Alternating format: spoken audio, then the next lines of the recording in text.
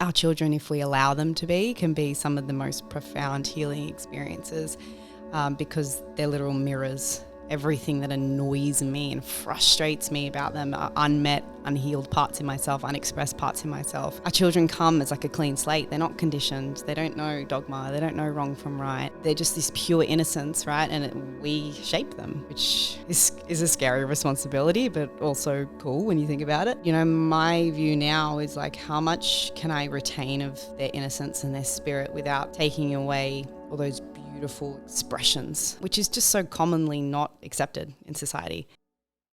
On today's episode, I speak with the wonderful Rachel Giampietro, and she shares openly about her challenges with motherhood and parenting, her challenges with weight gain and food, her ability to be able to make success and money, but then her inability to be able to hold it. She also shares about some recent psychedelic experiences she had and talks about her experiences in the shadow work course and how that's impacted her life across dimensions such as family, relationship, health and success. It's a really interesting episode, so enjoy listening. I want to welcome Rachel Giampietro. Beautiful. That's the Italian way to say it. I'll take it. Thank you so much. It's so good to be here. Oh, that's good to hear. And I do want to acknowledge that, you know, when we were setting this up, one thing that I noted was that you were genuinely excited to be on this podcast and share. So that lights me up, knowing that you really want to be here and you really want to, share your experience and your stories. What I want to say is that you're across so many things. To me, you occur to me as like a high-functioning individual. I don't know if you see yourself that way, but I listened to you singing an Adele song on your Instagram. I'm like, oh my God, that's amazing. Why is this woman not a professional singer? But you do all these other things, and then you just telling me a moment ago that you also had your own gym. So you're just a high-functioning person. And I haven't met your children, but I imagine you're a high-functioning mother. And so as a coach, and you're a coach too, and I work as a coach, and a lot of people come to me because they're not functioning that well. And then some people come to me because they're high functioning but want to take things to the next level. And so where do we start? I want to start with the singing, because I was really impressed with you singing an Adele song. And if I had my life over again, I'd probably be a professional dancer. Wow, I love that. And so it's not too late. That is also true. What does singing give you? What does singing and music and do you write songs? Yeah, yep. What's that all like? And how do you is that still a part of your life, or have you let that go for these other things that you do? And what do you get out of that? I'm curious. I love these questions. So good. So when I look back at my childhood, singing and expressing myself through even writing poetry, I think I sort of started as a young teenager, has always been something I just innately did. I didn't really get taught it. My dad is a musician and has played the piano, accordion and the piano from what I remember. But he was in a band before he had us kids, and toured around Australia, even was the chosen band to go to the Vietnam War. Like, oh, wow. Yeah, the more I actually speak to him about it and hear about his musical journey before, I guess, quote unquote, settling down and marrying my mum and having 6 kids, music was a huge part of who he was, and it was kind of the ultimatum of choose a family or follow your music career, because you can't have both. So he obviously chose a family, and he's worked as a tradie and a developer for his life, but he let go of his music for a lot of the years and then sort of came back to it when I was younger. So I'm the 5th child of the 6. So I guess seeing him exposed me to music, and he always had a big music room and grand pianos and organs, and yeah, he's a bit of a piano hoarder, which I'm not complaining about, because I definitely got to, I think of my kids now, we didn't have technology back then But my dad had a big room full of instruments and I got to play around with them. So I did always express myself. I didn't really learn how to play the piano properly until I was about 13 or 14, but I just remember entering a different world and it was my scapegoat. I would come home from school and all I wanted to do was drop my bags and go to the piano and just play.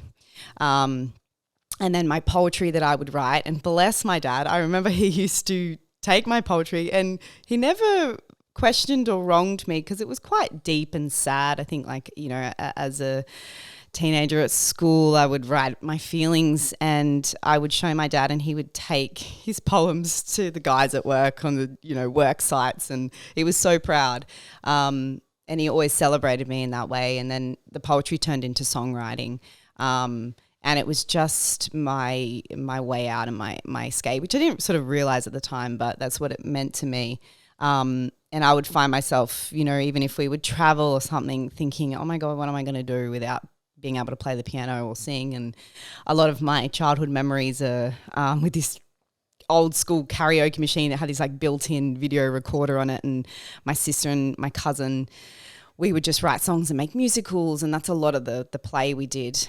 So if I look back, it's always been a part of who I was. But I think as what happens with children and conditioning and, performing in front of people, which I never really would get nervous about, but I tried to make my music a career when I left school. My mum encouraged me to go to TAFE and do music business, so to actually learn about the business side of the industry, which was equally really empowering, but also showed me that it was going to be a long, hard road to, quote unquote, get famous, or to even just make it something that was, a money-making career. So I lost my passion because it started to become about, can I make money from this? And I was doing a lot of gigs in pubs that I just didn't feel like people were really listening to my music. I'm just doing cover songs.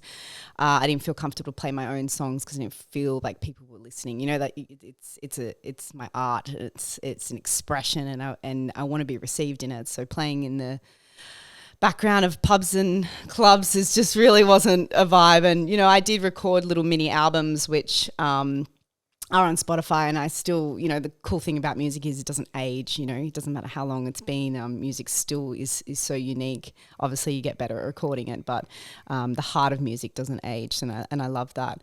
But yeah, so for music to me is like a different language, and it's something that I've started to realize with my dad as well, that he gets that, and we have chats about the way that we would play the piano, and that you can learn all the grades you want, but if you don't have feeling and you don't feel that music, it just doesn't come across, and that's what people want, is to feel something.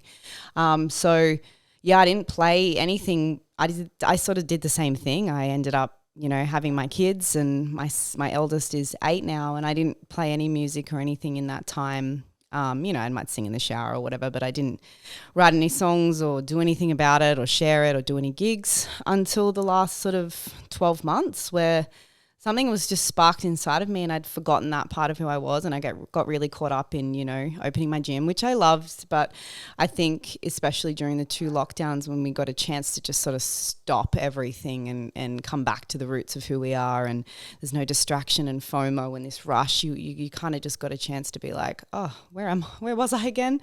And music, kind of came back to me, and it was also recently amplified in my first psychedelic experiences this year as well, as part of some of the healing that I've done.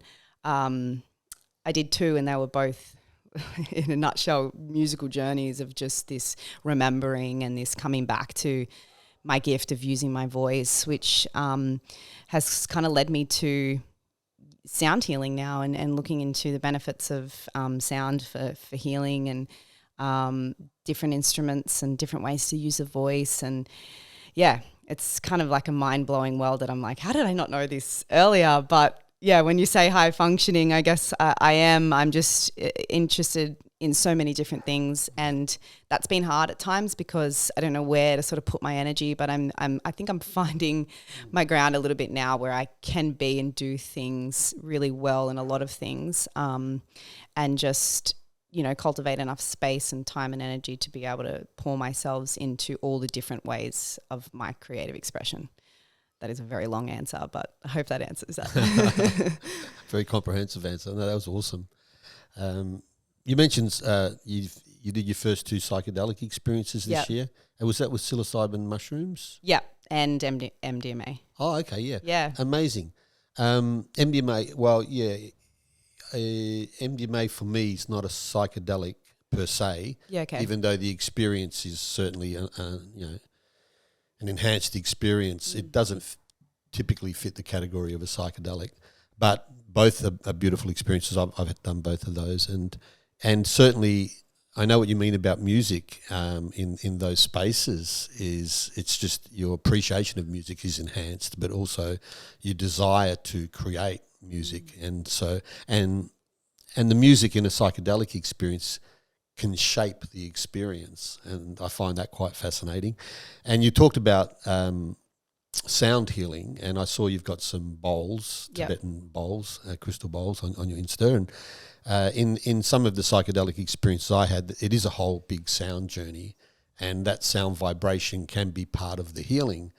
And there's a whole subset of science now that's looking at using vibration and frequency for healing. I mean, it could be ancient, but maybe we're reimagining it with light frequencies, sound frequencies, magnetism, electric charge. I don't know if you've come across Quantum Uplift in Byron, but they've got a clinic there where they're using vibration and frequency to enhance well-being.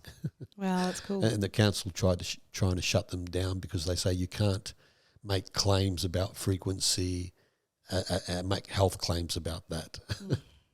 But I think music has amazing healing qualities and properties. Yeah, it's interesting because these are all things that have been around for so long. And like you said, it's like, are we just remembering it? Are we just coming back to it? And I think,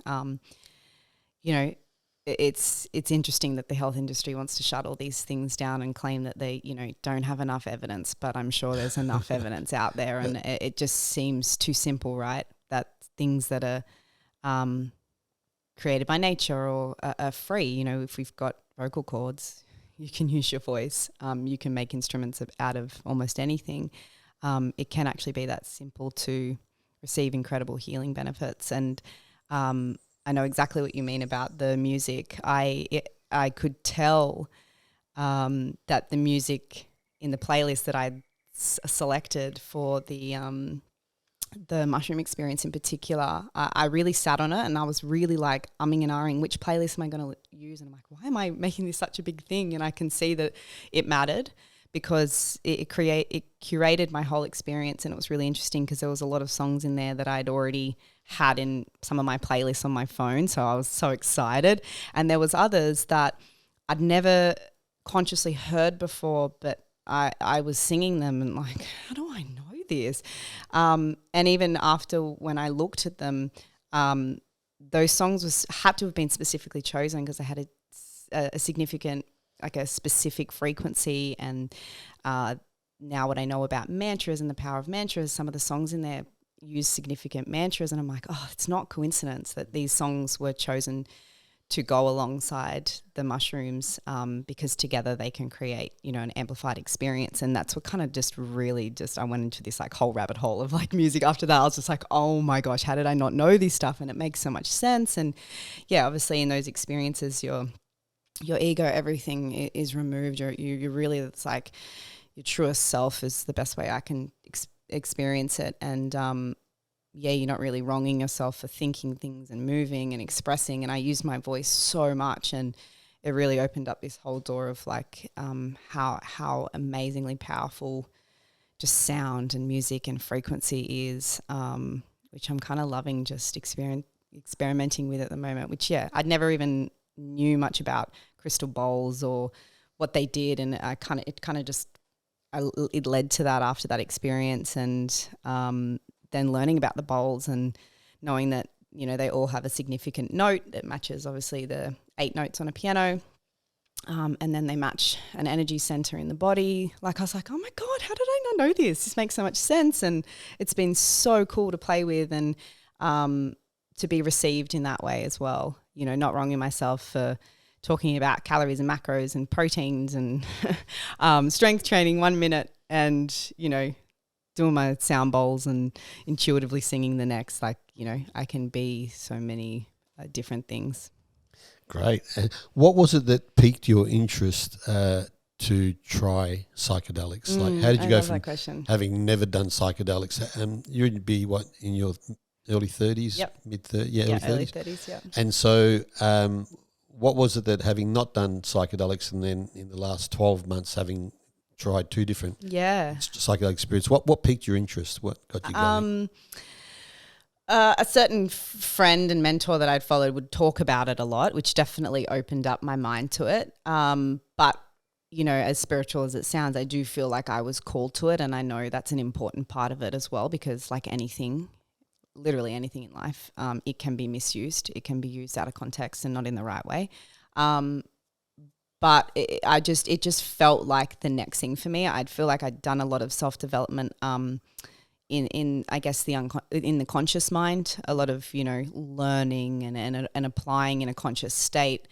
Something really appealed to me about, you know, tapping into that unconscious, that psyche that we just can't do, I guess, in our normal regular state. And it seems so, it makes so much sense to me because I compare it to the state that I go in when I go in labor, into the natural labor. It's literally what the best way I can explain it is like a portal to another world, you know. And I could understand and I could relate to sort of that feeling of being outside yourself. So that really appealed to me. And I guess I knew someone that I felt I could trust, that I would feel safe around, which is exactly the same for labor. You know, you need to feel safe. You need to, I guess, understand what your body is able to do in the right environment with the right tools. So it just made a lot of sense to me, and I felt like I had all the sort of stars aligning in terms of the right person, trusting them. The right timing came up. I'm in the right phase of my life with my kids where it is easier, even though it's still hard in some ways, but it is easy for me to get away and do these experiences and allow myself to have the few days to integrate. There was just so many things that were just leading to a yes, and I was just really curious. I had no idea music was going to come up. I was just like, show me my deep, dark trauma, whatever, like just show me, like, you know, you always feel like there's still more there, you know, there's still more layers of the onion to peel away in your healing. I just felt there was more. I just didn't know what it was, and I did not expect it to be music. Even afterwards, I was like, what was that? That's why I did it again with the MDMA. I wanted something different, and I wanted to see if it wasn't just, you know, this whimsical experience. And even though I chose a different playlist and it was a different medicine, I guess, it was a very similar thing as well. So I was like, okay, I feel like this is a thing. I'm going to trust it now. I needed it twice just to trust it. But I can see how people say that it can be one of the most profound and fastest ways. Not that I'm saying fastest is always better, but I can see it's the power of it in the right state and in the right context is so profound. You just can't access those kinds of feelings and perspective and parts of yourself. You know, I feel like it replaces hundreds of hours of therapy. I don't think I would have ever experienced those feelings. And just kind of like that nervous system reset. I just felt recalibrated. Is probably the best way I can explain it.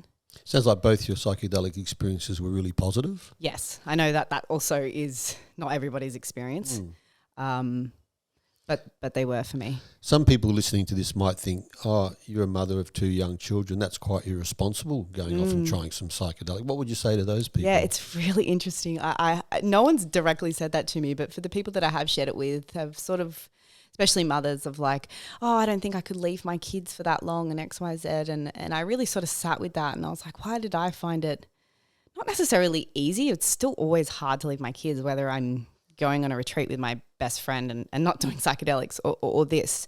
But I think that itself, that perspective itself, could be something that's blocking that person from actually experiencing where they need to go for their healing. It's so easy to use our kids as an excuse, but if I was like, if anything, this is for them as much as it is for me, because they deserve the most expansive, unconditioned, less dogmatic version of me. And that doesn't have to be psychedelics, but I think just whatever you need to do to like get away, like motherhood is like forever consuming. And obviously that's a commitment I've signed up to, and I accept that. But I also have come to terms with that me being around my kids 24/7 doesn't mean it's the best thing for them. Me taking time away from them can be for them too, especially if I'm there but I'm not really there. I'm feeling like, I need more space and I need more time for myself, and I'm feeling constricted.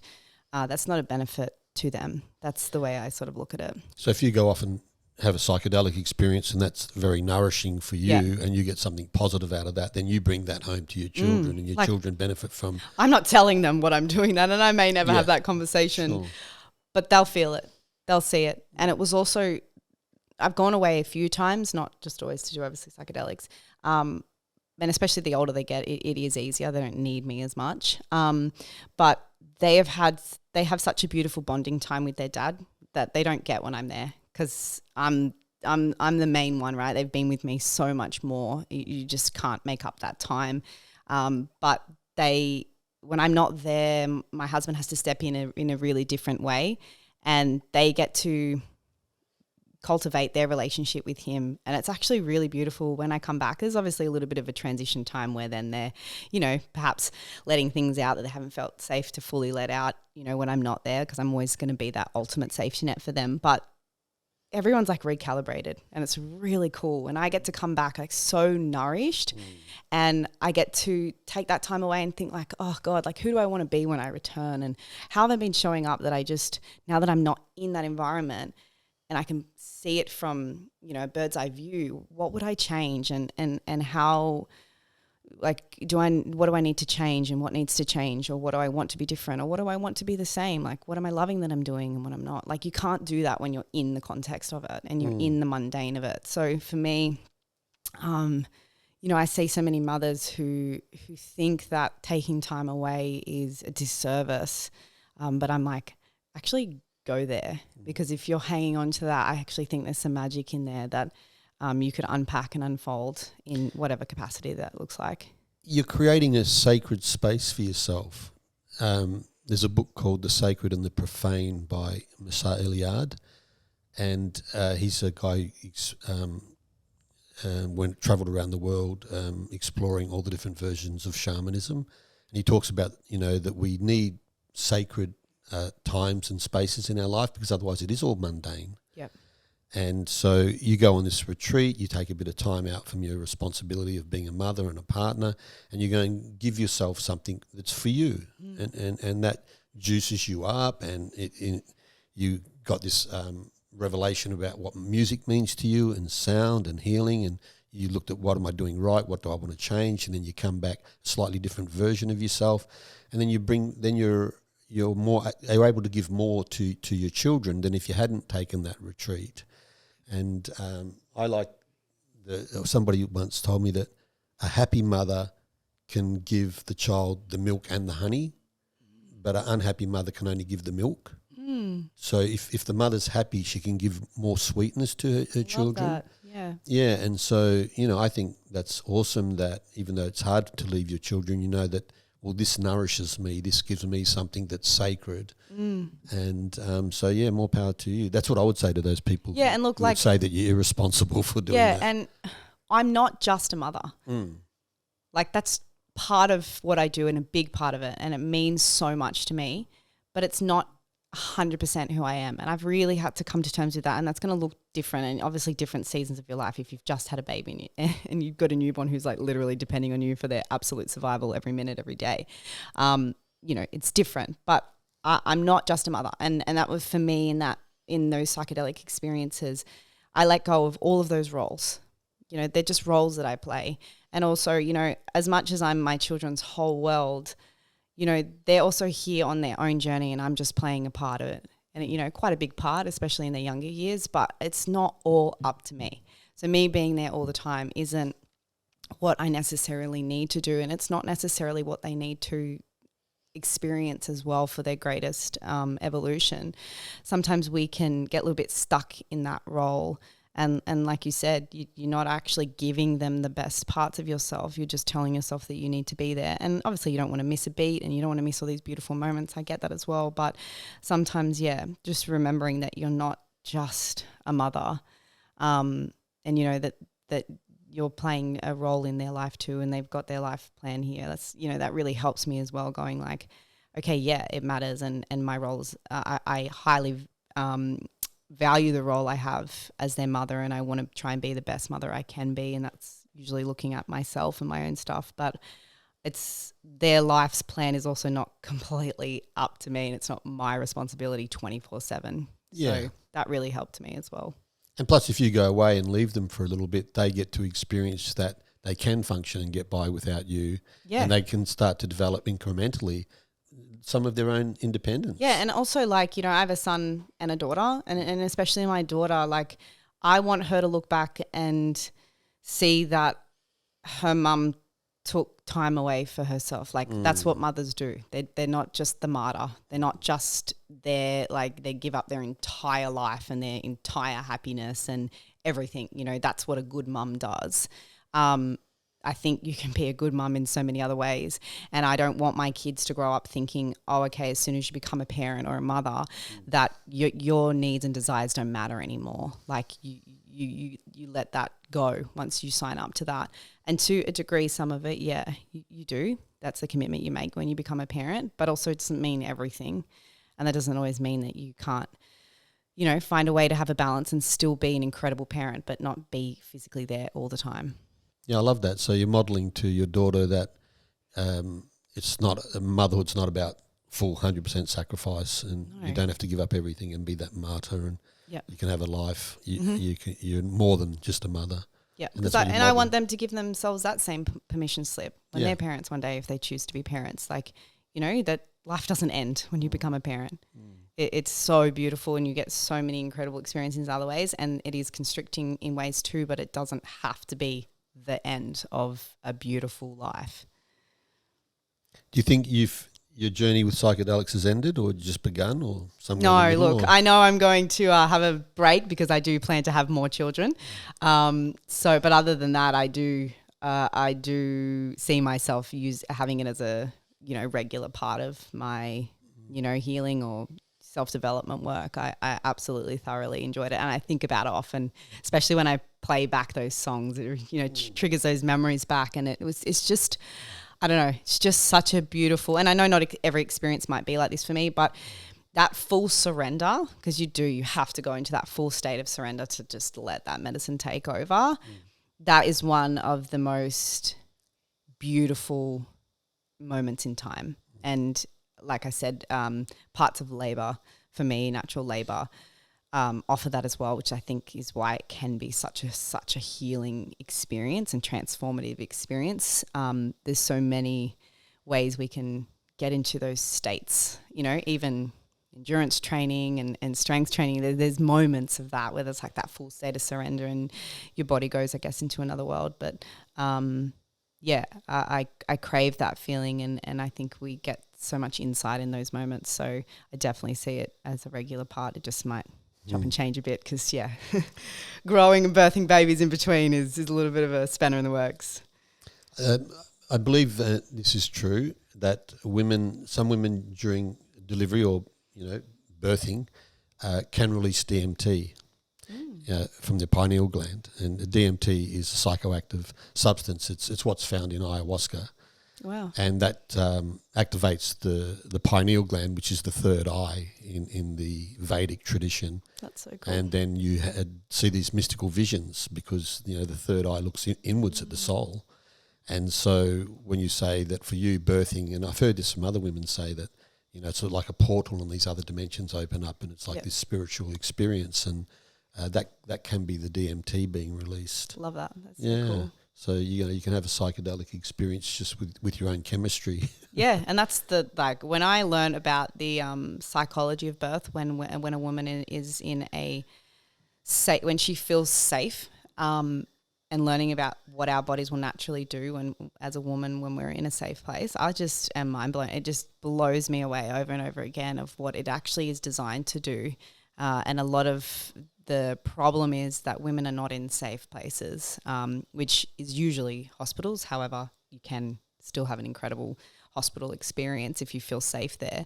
But yeah, when you learn about it, that we have this chemical cocktail that is released and designed to help us be able to endure these things and reap the benefits. And it's the polarity. It's not to say that it's an easy, blissful experience. There's a lot of hardness in it, but there's this bliss on the other side of that as well, because it's just that polarity. It saddens me that a lot of women will never experience that because they're not educated, or they're not, they're not being treated correctly with their care provider. Like there's so much to it. But I think the power in storytelling and hearing other people's experience. I shared my home birth experience with my daughter, so my second, and I had so many women message me and say, like, I went on to have a home birth because of your story. And I was just like, oh my God, I love that. Oh, you influenced. And I had a lot of midwives and a lot of private midwives who do home births ask me if they could use my video to share in their courses to encourage more people to be open to home births. And so I know it's creating ripples in so many ways, which brings me so much joy, because if I hadn't been exposed to a story of home birthing, I wouldn't have thought it could be a possibility for me. And so, this is why I'm here, to tell stories, because I think there's so much power in storytelling. Yeah. I think I'm about to become a father soon. My partner's pregnant. So exciting. I'm 62, never married, never had any children, so I kind of left it late in life. And yeah, we're thinking of having a home birth. Yeah. And we're very aligned on a lot of those kind of things. So storytelling, the power of storytelling and sharing your stories and how that can influence people. They hear something possible for themselves, and then they maybe change their game up a bit. I just want to go back a step to I want to tie in how psychedelics and the shadow are connected. And because I never married or had children, I spent a lot of my life traveling around the world, and I've done many hundreds of psychedelic experiences because I have a natural curiosity towards the hidden and the occult. And so, and not all those journeys were easy and pleasant, and some of them were very difficult and challenging. But what I learnt from my psychedelic experiences is that pretty quickly I got to see that who I thought I was isn't all I am. In other words, that we have this persona or this idea of ourselves that we create, or this ego that's a construct, and we think that's who we are. Then you start taking psychedelics, and pretty quickly that mask comes down. Right off, Yeah. And then what's behind that mask, is revealed. And Jung would say that's what's behind the persona is the shadow. Yep. And I would agree with that. And when I say a lot of my psychedelic experiences were very challenging, they were very dark and shadowy. Some people say, I did a psychedelic and I had a bad trip.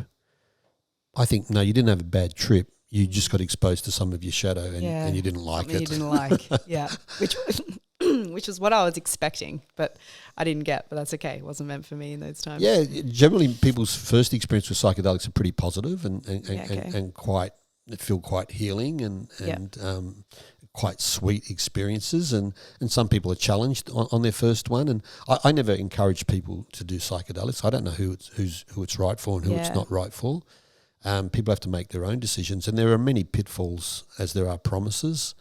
And so people need to be wary. Jung called psychedelics unearned wisdom. So he kind of cautioned against them too. I had some difficult challenges, but I want to go back to what I learned from my psychedelic experiences is that I have a shadow. I'm not just this persona, this positive Pete that likes to present this perfect picture. I got a whole lot of shadowy stuff in there, and so I become fascinated with this concept of shadow and exploring it. And another thing I've been up to, as well as doing psychedelics, is that I'm also a trauma therapist, and so listening to people's stories of trauma over and over again for thousands and thousands of hours also informed me about the shadow, because I'm like, why why do these hurt people keep hurting people? Why is this generational trauma being passed down from grandfather to parent to child and so on? And that's one of the reasons why I delayed having children to this point in my life, is because that, you know, I had a traumatic childhood, and I thought that if I don't do some healing, I'm going to pass that on to my children. And so I decided not to have children, but to do some healing first. And now I'm ready to take that next step. And so I became so the trauma, by doing trauma therapy, I'm like, what's behind all this trauma? And then I'm like, well, it's the unintegrated shadow. And I think that if my parents had integrated their shadow and done their trauma work, they wouldn't have passed their trauma on to me. So that's what I've learned. And so that's why now my passion is really helping people, supporting people who are interested in shadow work to do that, and to look at those bits of themselves, those unowned or disowned bits of self, and reintegrate them into a healthy personality. And so I created the shadowboxing course, which you recently did. And one of the reasons I asked you to be here today is because I wanted for you to share your experience with, so you've done a couple of psychedelic journeys in the last 12 months, and interestingly, they would have revealed a little bit of your shadow to you, and then you got curious about, so what was it that, I asked you what got you into psychedelics, what was it that piqued your interest in shadow work? Yeah, another great question. A lot of, I guess I didn't really realize what I was doing in the beginning was shadow work. It's only really sort of come to my understanding and knowledge in the last sort of 1 to 2 years of what actually shadow work is. But what really sparked my, I guess, self-development journey was having my son, so becoming a mother. It turned my whole world upside down. And it's interesting because I know there's, you know, there's two sides really. People that don't even know that they need to work on themselves have kids, and you're like, what the hell? Which was me. And then there's amazing conscious human beings like yourself who are like, whew, I do not want to bring children into this unless I feel like I've at least explored some areas of myself. And I think either way, you cannot possibly prepare for what will come up from your children. I think there is no way that I could have ever prepared myself for that. And I think that's what our children come here to do. If you choose to believe that, you know, your children are here for a purpose and you have a soul spirit baby, which hopefully many of the listeners listening to this will relate with. I could never have known or prepared that I was going to have my whole world turned upside down by my son. You know, he really questioned what I thought was a good baby and what made me a good mother. You know, he didn't follow what the baby books said he would do. And, you know, it's just, he cried a lot and he whinged a lot, and I made that mean something about me. And I just struggled for the first year because I resisted who he was and what he wanted from me so much. I was so caught up in what other people were thinking, what other babies the same age were doing. I couldn't just see this beautiful soul for who he was. I was just so caught up in how wrong he was, which, you know, I look back now and I can feel so much guilt about, but I also fully accept that I didn't have that awareness. And, you know, there's a part of him that chose to come here to have that experience for me. So that really, it wasn't a choice to look at myself. I kind of just came to that when he was about 1.5. We were away on a really big family trip, and my mum, bless her, was watching him most of the day. We're in Canada over a white Christmas, and all I wanted to do was just escape him and just ski all day. And you know, it's like I didn't want to be a mother. I was like, oh, this is so annoying. All I want to do is just go and ski, and I don't want to be around him. And I sort of just I remember I just had a moment where I was like sat on the top of these beautiful hills, and I was like, oh my God, this is so wrong. Like, I should not want to be here and not there with him. I don't even like alcohol. I don't drink, and I've never done drugs or anything. I've never even smoked before. Like, so that says a lot about my, you know, psychedelics experience as well. But I just found myself wanting to drink just to make myself feel better. And I was like, this is not me. And so I made the choice in that moment to go and see a motherhood counsellor. That's where I sort of started. And she was amazing. It just was a space for me, I guess, to just share what I experienced, and she really exposed me to a more gentle, aligned way of parenting, rather than really trying to squish my son and his behavior and his expressions a lot, which is common advice to most new parents. Is like, well, if your baby doesn't sleep, like sleep train harder. You know, if they have tantrums, set stricter boundaries and reinforcements. Like it doesn't actually allow the child to express and to find some like a healthy middle ground and understand normal children brain development and emotional development. I also look back now and I'm like, I couldn't even deal with my own emotions. So how was I supposed to deal with a child that has no words to even articulate? So that there was just so much that was coming up, which are your shadows. So that's why I think our children, if we allow them to be, can be some of the most profound healing experiences, because they're literal mirrors. Everything that annoys me and frustrates me about them are unmet, unhealed parts in myself, unexpressed parts in myself. And so our children come as like a clean slate. They're not conditioned. They don't know dogma. They don't know wrong from right. They're just this pure innocence, right? And we shape them, which is a scary responsibility, but also cool when you think about it.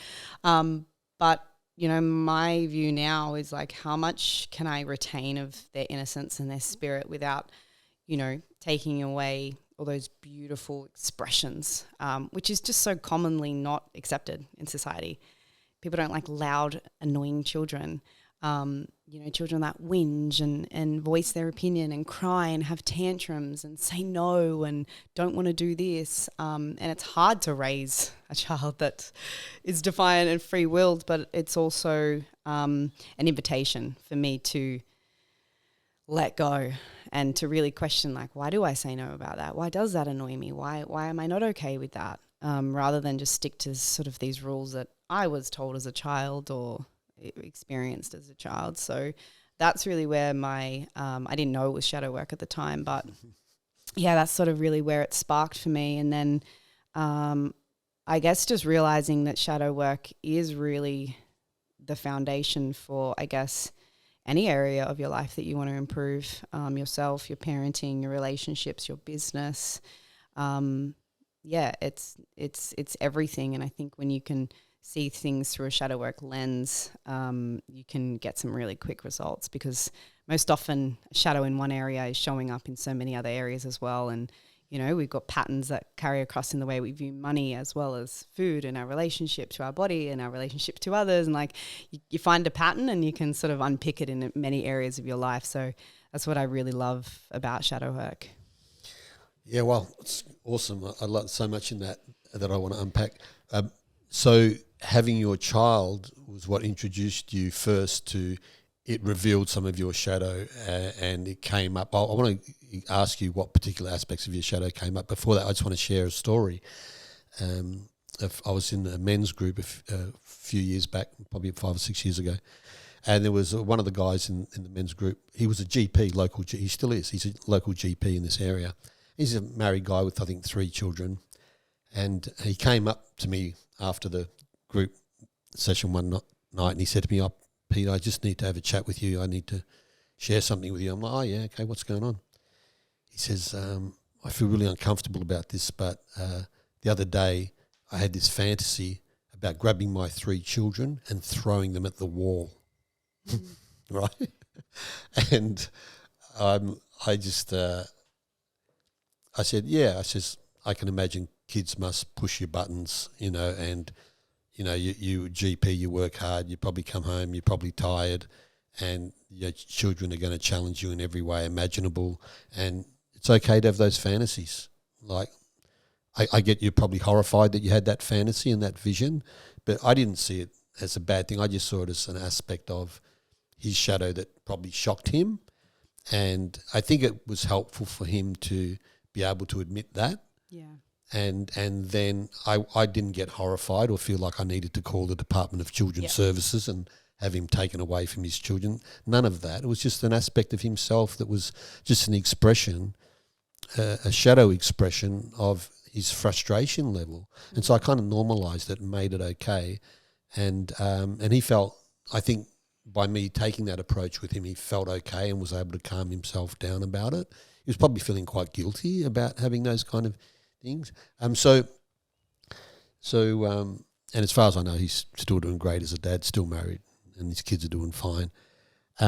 What aspects of your shadow, like you're in Canada, having a white Christmas, you're going off skiing, having some drinks, and you're not wanting to be around your son, so how did you feel about that? Like, I just don't want to be around him. I just want to go off and have a hedonistic good time. Did that bring up any feelings of guilt, or like what parts of your natural self that you had been suppressing were starting to come up?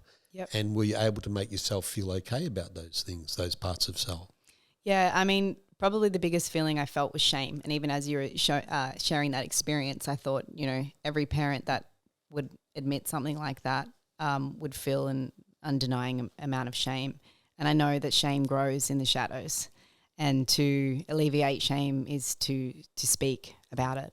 So him just sharing that would have helped so much. And that's what seeing that motherhood counsellor for me was like, oh, I can just let this stuff out, which was already so healing because I didn't have to keep it in my shadows anymore. But I felt so much shame and guilt, and I tried so desperately to fall pregnant. I had struggled unexpectedly. I was like what I thought was healthy. It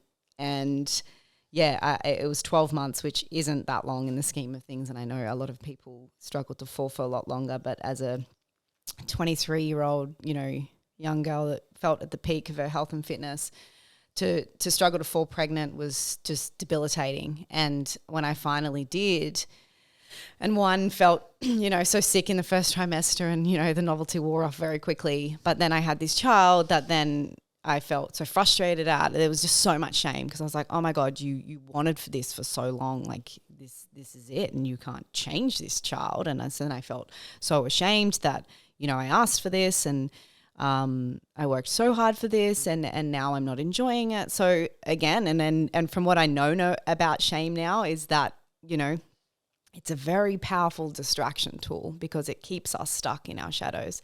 It keeps us from actually acknowledging how we feel and then choosing to do something about it. It's much easier and familiar for our ego to just stay in our shame, whether we're conscious we're choosing that or not. So, choosing to look at our shadows is hard because we have to face those things, and we also have to be willing to,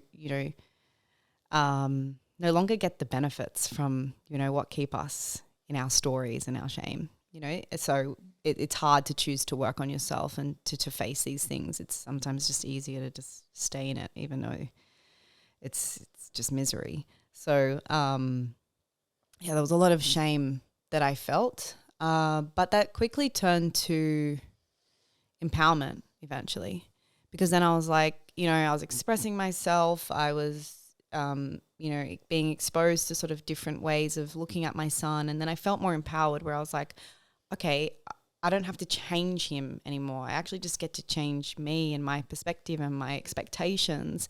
And he hasn't changed, but everything feels like it's changed. Right. And it was so powerful because I was like, wow, all along this has not been a him problem. This has been a me problem. That's a great example of shadow work in action, because we hide shame. That's what makes it shame. We don't go telling everybody what we feel shameful about. Yeah. Shame is a big, significant part of our shadow.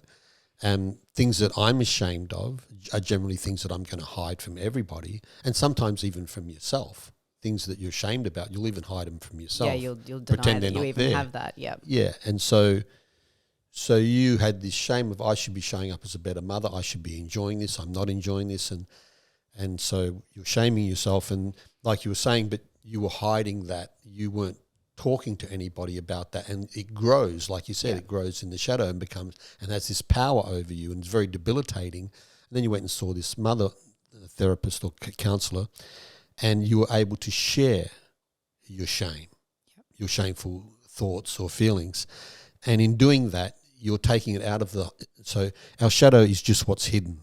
Yep. It's not what's dark or bad. It's just what we're hiding from ourselves. And so when you shared your shame with the counsellor, you're no longer hiding it. Yep. So it loses its power. Yeah, it didn't have power over me. And she didn't shame you, did she? No, it was so beautiful. Like I look back now and I was in such a fragile, righteous state that I was convinced that, it was my son, not me. And the way that she would word her responses and get me to change my perspective was so empowering, and it was done in such a beautiful way, because I know as a coach that can be really tricky to kind of know that the person in front of you is kind of choosing their own victimhood here. But how do I say this in a way that isn't offensive so that they straight away put these walls up and think that you're just another person that doesn't understand me? So she would word things because, I would say that, my son would just have his tantrum and she would say, what do you say to him? And I would say, stop it, you're being silly. And the way that she would respond would be something like, do you think it's actually silly though? Do you think he understands what it is that he's experiencing? And if he doesn't have the words, how else do you think that he should be expressing himself? And I couldn't answer it. And she said, what if you said this instead? And then I would go and try it and it would work. And I would see my son like look at me like, oh my God, you see me. And then that would heal part of myself where I'm like, God, where have I not been seen? Where am I craving to be seen? And where am I not expressing myself? Like, what can he actually teach me here? Wow. Like, I was like, oh my God, I'm looking at this so different because of, a perspective shift. And it all started from me sharing, the gunk, I guess. It felt like at the time of stuff that I couldn't even say it to my husband. I couldn't say it to anyone I knew because I would just feel, like you said, so ashamed to say that. Do you remember what it was that she told you to say to your son when he was having a tantrum? That changed it when you went home and you said that and then it settled him down? I don't remember the specific words. I just remember her relaying this as sort of like an energy and an understanding. Right. And more of like, instead of to dismiss, whether that's with words or my hand or my body language, to come down to his level and to empathize and to not actually try and stop it. Right. To just let him. To not make it wrong, to not make it silly. Which is like, seriously, the last thing you want to do. Yeah. But yeah, I don't remember specifically the words, but I just remember her saying, try this sort of energy or something. And it depends on the context of the situation. But yeah, you probably went from making it wrong to making it okay for him to express himself. And you think it's like never going to end, but actually they just want to hit a peak. And then they'll regulate. And that's actually how children learn to regulate. When we stunt their emotional growth, they never learn how to find the peak of an expression and then the inevitable come down. And that's something I've only really learned from my beautiful friend who's in the trauma space as well, is that a lot of adults are emotionally stunted children in adult bodies because we're not ever taught of like how, and we're not ever allowed to reach a peak of an emotion. And I forget the statistics, but if we actually experience an emotion, it doesn't really last very long, does it? No, once you allow yourself to feel it dissipates pretty quickly. But if you don't allow yourself to feel it, it'll hang around. Prolongs. And so, then it turns into this messy accumulation of fully unexpressed emotions all in these micro moments. An unexpressed feeling will harden into an attitude.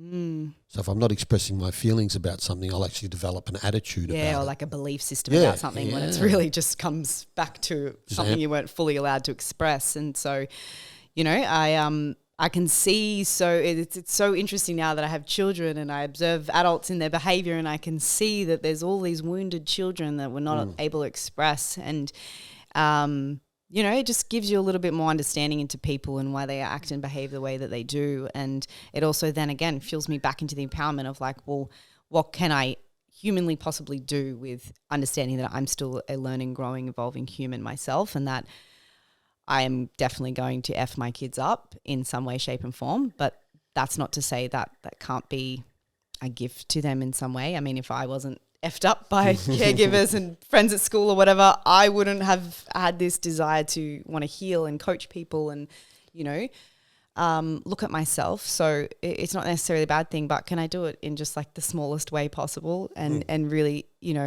at least do as much as I can to raise, I guess, untouched souls is the best thing that I want, is like just my children in as close to their natural state that they came here as possible, as who they really are.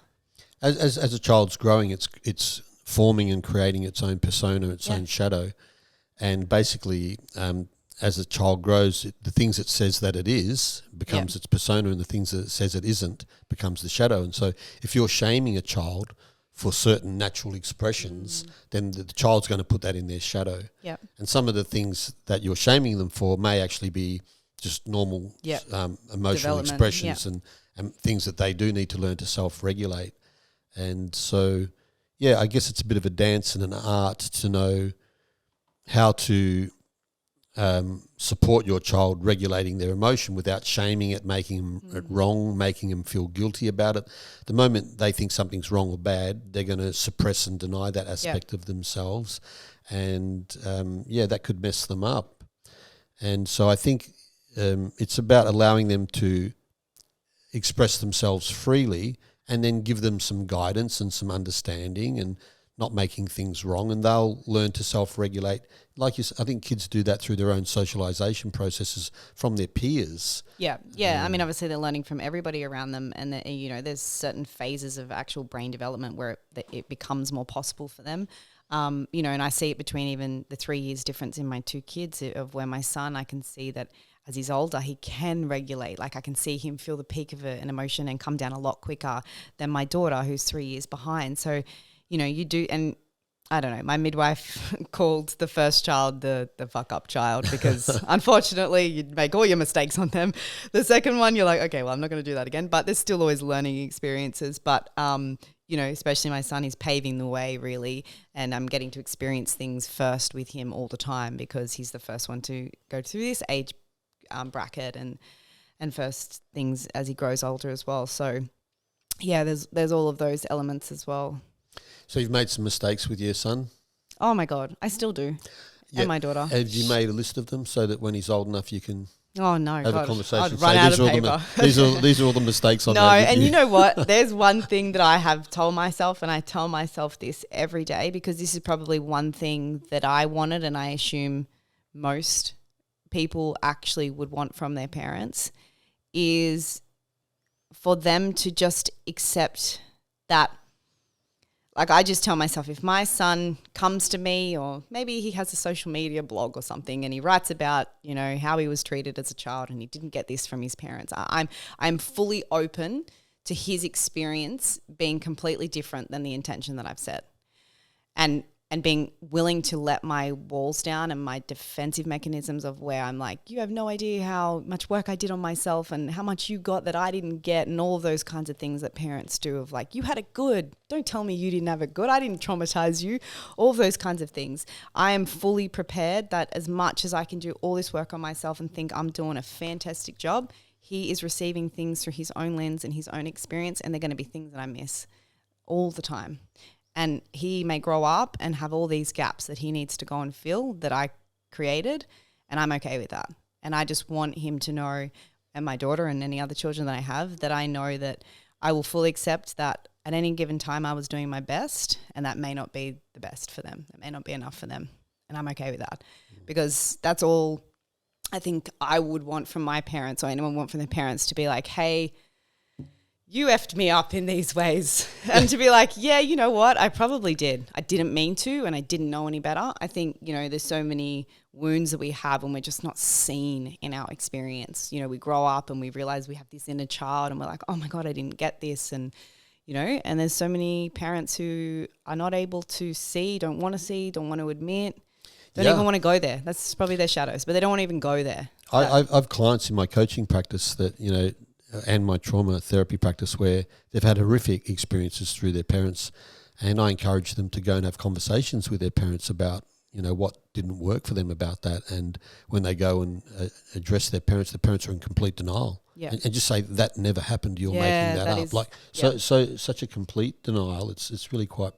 They're unable to see that aspect of their shadow because it's too hard. I wonder if that is an actual disassociation process though, yeah, because I've heard that so much as well, and I can even see it in my parents of like, I didn't do that. It's like, do you not remember? And I'm like, maybe it is actually a protective mechanism. They chose to forget. Yeah, like that doesn't surprise me, and not what people want to hear, but I've heard it so often it makes me think. I actually think maybe they're being serious of like, that didn't happen. I'd love my parents to have come to me and said, here's a declaration of the mistakes I think I made with you. Yeah. That would be great. That would be like a real, okay, thanks for taking the time. Because sometimes we don't see it at the time. Things. Maybe it's in hindsight that I'll look back and think, geez, I thought I was really doing the right thing by that, and I didn't. But I always just tell myself, be receptive, be open. If he makes little comments or they make little comments of like, I hate how you moved me schools. And I'm thinking, oh my God, I moved you to the best school ever. It's like, but they didn't experience that way. Yeah. Can I be okay with that? And so, you know, this comes back to that whole like, oh, how can you go and leave your kids for a retreat or whatever? Like you think that's like going to be a bad thing for them, but you could be doing things every single day that they're thinking is bad for them, but you're there. Do you know what I mean? Like you can't win no matter what you do. So I'm like, you know what?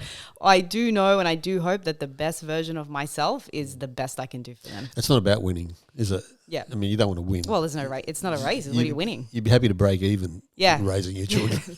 Yeah, that's an achievable goal. Yeah. So I'm trying to remember some of the things that you brought with your intention to shadow work. Was there something around money that you were wanting? There was, wasn't there? Yeah. Can you share from that perspective, like when you brought that, what was your issue with money, and did the shadow work course help you in any way? Look at your money shadow, and what did you get from that? Yeah, it was a really interesting time in my life when I joined the shadow work course because I had just sort of transitioned from years of, you know, financially getting by. You know, I chose to go from working for someone else on a, you know, pretty decent salary, and my husband was working at that business as well. We didn't meet there. We just sort of ended up working there together. We were both on pretty much full-time salaries, worked for an epic guy, like really good values and morals. Like, you know, we quote unquote had it all, but there was both of us that kind of just had that spark that the work that we were doing wasn't fulfilling for our soul. And so I left first because when I fell pregnant with my daughter for my second pregnancy, I had the vision for Strong Mamas, which was a health and fitness platform. I ended up opening a gym and did online coaching as well for mums and pregnant women because that was something that helped me a lot with my first experience. So having my son, and like I said, when I was sort of in the throes and depths of motherhood, going to the gym often was often like my escape, where I could just like let go, and the physical metaphor of me strength training reminded me that I have internal strength as well, and it became so much more than what it used to be about burning calories and wanting to look skinny and toned, and it became this like ultimate outlet and nourishment for me. And so I was like, wow, I want to do something with this, which is where the vision of Strong Mamas came. So I left that job and, you know, went out as a business owner and gone from never working on a gym floor to opening my own gym. And I did not doubt myself, and had my daughter 3 months old with me 24/7, running a gym, doing personal training classes, online clients in between, like literally living and breathing fitness and clients, which I loved for about the first year or so. My husband ended up leaving his office job to come over because I was just growing so big. So we both sort of did that, both pre and postnatal trained, and we'd hit the ground running and didn't really realize how tough it was to continue doing that until we had the first lockdown and sort of stopped and went like, whoa, we were like swimming in work. And I'm like, I can't separate my work life from my motherhood. And I'm feeling a little bit, you know, and I chose this, and we would look at our financials, and running a gym was very expensive and things were only going to go up from there. So my financial status for those 3 years was literally getting by. And then when we eventually, after the second lockdown, we decided to close our gym, and I just decided to like do a big overhaul on our expenses rather than trying to focus on earning more money. I was like, how can I just spend less?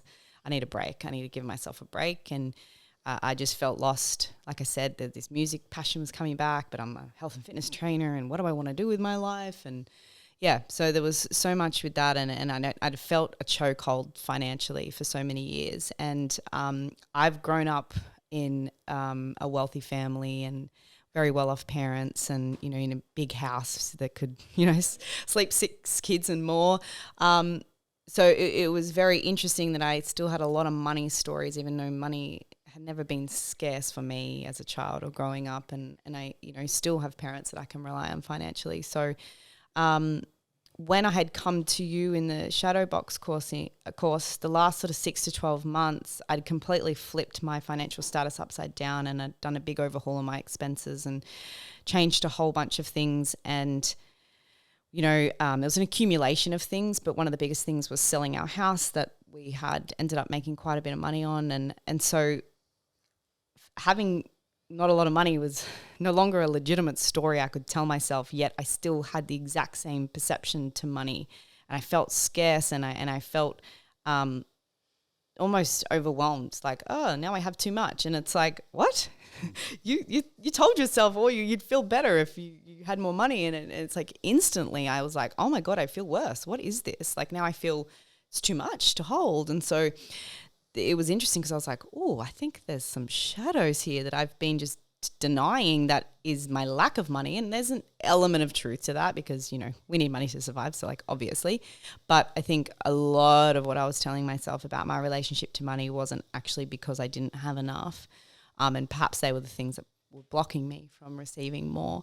And so I remember sort of sharing this with you, and you reflected, not being a victim, but being a volunteer to my experience, which really was so simple. But I was like, oh yeah, I have been choosing to be a victim. Like I chose to open a gym and I chose to run it in that way. And then I chose to close it. And then I chose to move back to my parents. Like I chose all those things. I was not a victim to that. I have choice. And I think you said to me the only instant that where we can genuinely be a victim is as a child, because they're literally helpless. Other than that, if you have choice in any way, you're choosing to be a victim, but you could just choose to be a volunteer to your experience. And that way you can separate yourself from it. And I was like, oh my God, that is life-changing. And so, yeah, it's sort of made me just remove myself, the emotional attachment I had to money, and change my relationship to money. And also realize what was I actually seeking that I thought having more money would fix that it didn't. And so, yeah, there was just like a whole lot of things there that sounded so simple, but was very profound. So, yeah, that's so if I identify as a victim in any area of my life, relationships, health, money, whatever, if I identify as a victim, I'm already disempowered because I feel the implication is that this outside force is messing with me rather than I've created this myself. Yeah.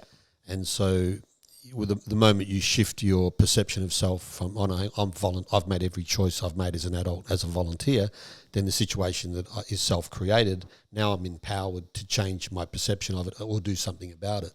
But if there are forces outside of myself, then I'm disempowered. Yep. So sometimes just that small change in perception can create quite a significant different outcome. So what was your money story? It was something to do with scarcity. It's like, I come from a wealthy family, or reasonably wealthy family. I've lived in a big house, so there's no scarcity there. We've sold our house and made some money on it, so there's no scarcity there, but still there's some story in the background running. Were you able to identify because for me a story, we all have stories, we're a collection of stories, and our money story quite often is a self-limiting belief that's unconscious.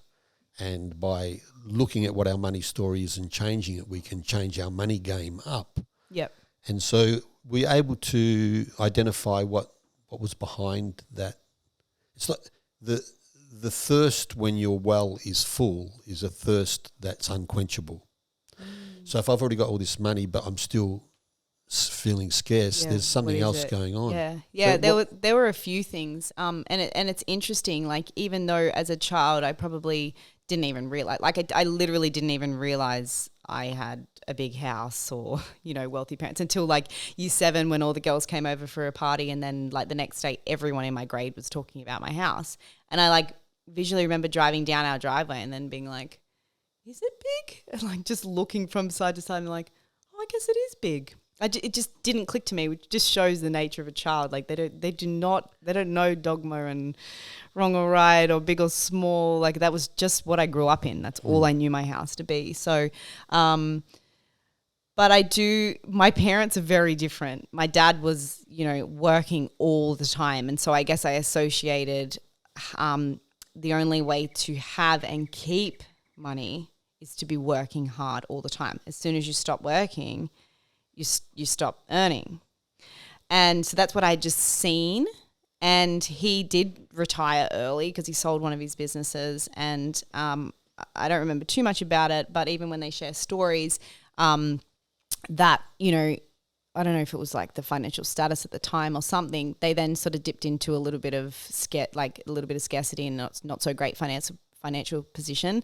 And my dad's been a developer like continuously over and over again. So it's not been a constant stream of income. So I naturally would have probably unconsciously observed flows of like bouts of money and then bouts of tightness. And so even though from the outside we were fine, I probably experienced changes in his nervous system and relationship to money. And then my mum on the other end is the spender. My dad's like major tight ass. Like everybody laughs and says that like moths are going to fly out of his wallet because he like never gets it out. And like even when my mum was away and we used to be like, Dad, can we have like money for the movies? He'd give us like $5 and be like, that's enough, isn't it? And we're like, oh my God, do you ever like go out and buy things?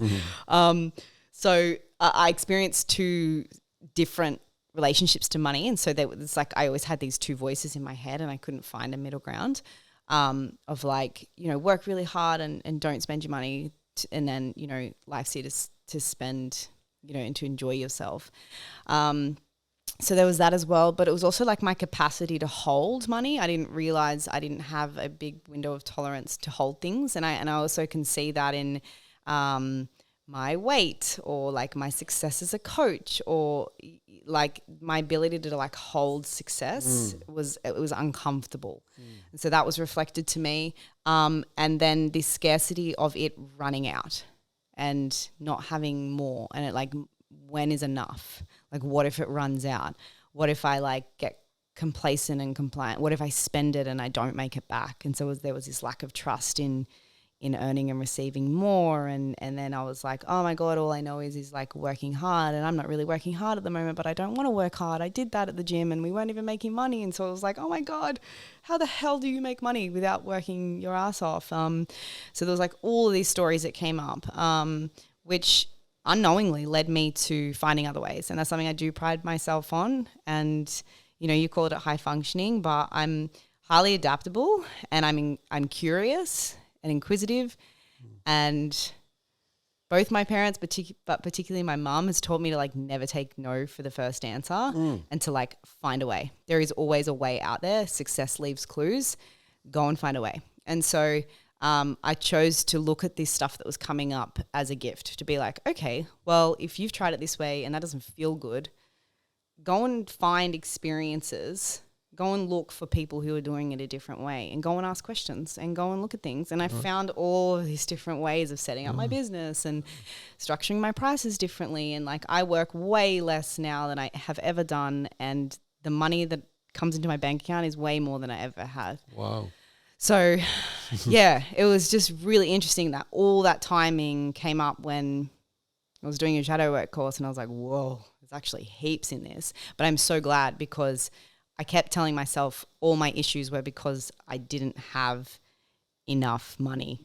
But when I look back, I had enough to get, like, I wasn't homeless. I was paying my bills. I was doing all the things. I wasn't able to do lots of extra things, which I love to do, but I was still had enough. So it was just really interesting, all of those things, which I'm still looking at. I'm not saying that I'm perfect and my money my money stories are healed. I think that's probably the biggest misconception about shadow work is like you look at a few shadows and you're done. It's like an ever growing thing. There's always something that you're hiding. There's always something else. Interestingly, I think you know this because I tell the people that do the shadow work, as I'm coaching the shadow work course, I'm also doing it. Yeah. So I repeat it as a student because I'm always open to looking for new parts of my own shadow. Yeah. And my money shadow came up in the group that you did. Yeah. In the course that you did. And I remember sharing it, and I'll share it now because people may want to know what is a money story and what is a money shadow. Well, for me, my first experience with money was in primary school, so probably grade 1 or 2, something like that. And I went to a Catholic convent school where there were nuns and things. And And so we would be given, my first experience of money was being given money to take to school to buy my lunch from the tuck shop. And so I was be given some money, and I could do what I want with it, and I was going to buy my lunch with it. But then whenever there was money left over, I didn't know what to do with the money that was left over. Do I take that home and give it to my parents? Do I spend that on other stuff? What do I do?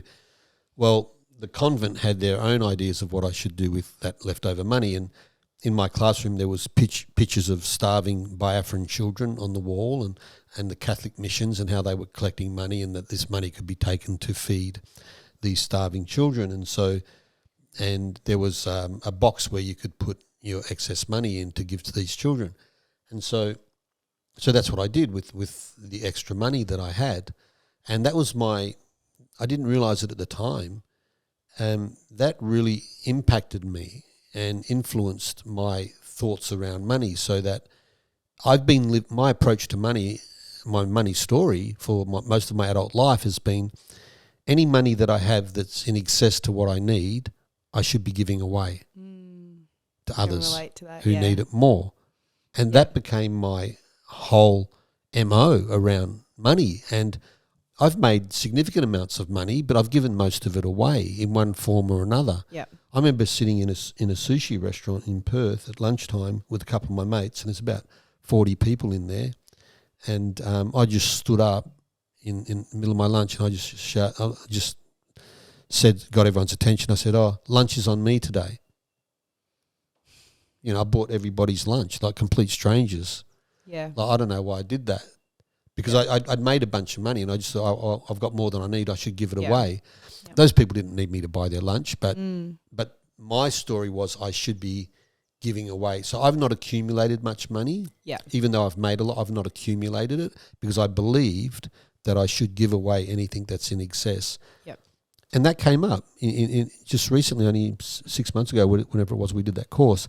And so now my money story is that I'm going to make the money that comes to me through doing the things that I love, and I'm going to hold on to my money. And if there's money that's in excess of my needs, I'm not going to automatically just give that away. I'm going to wait and see and sit with it and see what other things could I do with it other than just give it away. Maybe there's more dynamic things I could do than just give it away. And so, you know, the other day I was walking down the street in the local town here, and there's a homeless guy with his hands out, you know, and, you know, the earlier version of me would have naturally just given him some money. And it took everything in me to just walk past him and not give him some of my money. And, of course, then the shadow comes up, you're not a good person. Cruel person, you mean person, how dare you.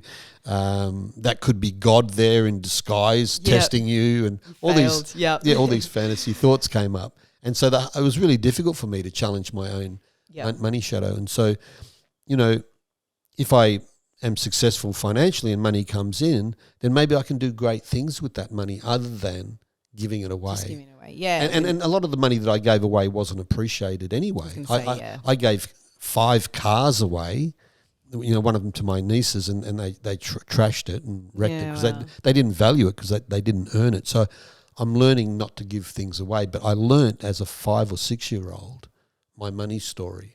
And it's only now as a 62-year-old that I'm rewriting that money story. And so, the reason I wanted to share that is because I think everybody does have a money story. Yeah, whether they realize it or not. Yeah, that's really interesting, and I can relate in that. And it's that lack of ability, or that wobbling of like, how do I hold abundance? And what happens when I have a lot and too much? What do I do with it? It's like I feel uncomfortable when I have too much. So I'm like, oh my God, I should be doing something with this. And I found myself being like, oh my God, I don't want it sitting in the bank. And obviously, you know, you can go down the whole rabbit hole of your money not really being safe in the bank as well. So there's that element too. But then feeling this pressure of like, oh my God, now I feel more overwhelmed. I feel like I have more stress in my life because I have money that I feel like I should be doing something with. Like, don't just sit on it. You're just gonna waste it, or don't leave it there. You won't be able to trust yourself. You're gonna spend it on stuff that you're gonna regret later.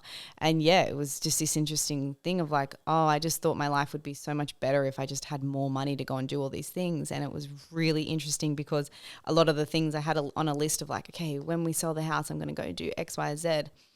When I had the money, I looked at them so differently, and I was like, I don't even know if I really want to do that anymore. Right. I just created this whole fantasy in my head that I'm missing out on this, and if only I could just do this, I would live such a better life. And it's like, oh, it's actually quite different when you know you can really have and do anything. Like, do you even really want to do it? And so I'd created this whole fantasy in my head, and so there was that aspect. But yeah, it was the holding capacity that I'm seeing is in different areas of my life too. And one of the like coolest things is I think a lot of the way people relate to money, they relate to food as well, especially in regards to scarcity and having too much and compulsion and binges. And yeah, it's super interesting when, like I said, once you find a pattern in one area, like, how else is this showing up? You've had your challenge. You've mentioned a bit something around challenges with your weight before. Yeah. And food, and you became a nutrition and fitness coach. Yep.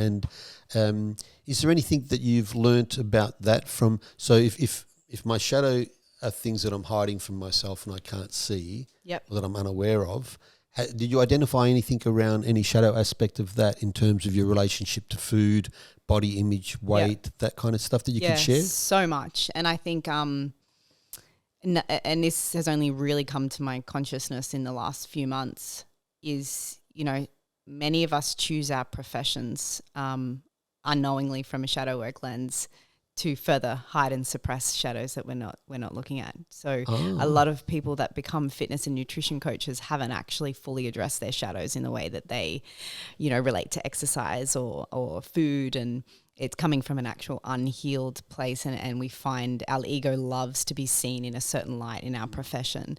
You know, even people in the medical industry that, you know, want to be like the good person or whatever, like, you know, a policeman or whatever, you know, they're in a role where it's about doing the right thing and, you know, following all the rules, but they've got all these shadows of them that they haven't looked at where they don't want to follow the rules. They're a rule breaker at heart, but they get to hide it in their profession. So when I sort of realized that, I was like, ooh, isn't that an interesting motive? Like, you know, I can see parts of myself that I hadn't really fully looked at. There was equally a part of me that knew that my soul wanted to, you know, share what I was realizing, but there was so much unhealed, unmet stuff.